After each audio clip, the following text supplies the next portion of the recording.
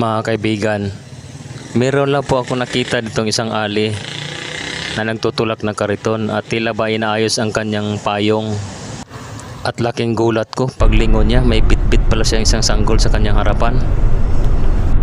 Nagpresenta po akong tulungan siya sa pagbuklat ng kanyang payong, ngunit tinanggihan niya ako. Kaya?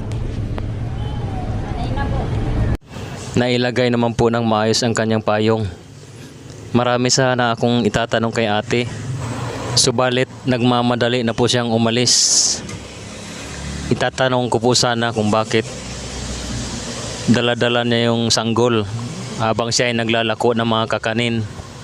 Wala po ba siyang asawa o mga kamag-anak man lang na pwedeng mag-alaga ng kanyang anak? Nakakatawag din ng pansin ang kalagayan ni ate. Sana naman magkita kaming muli para ating alamin kung ano ba talaga ang tunay niyang kalagayan.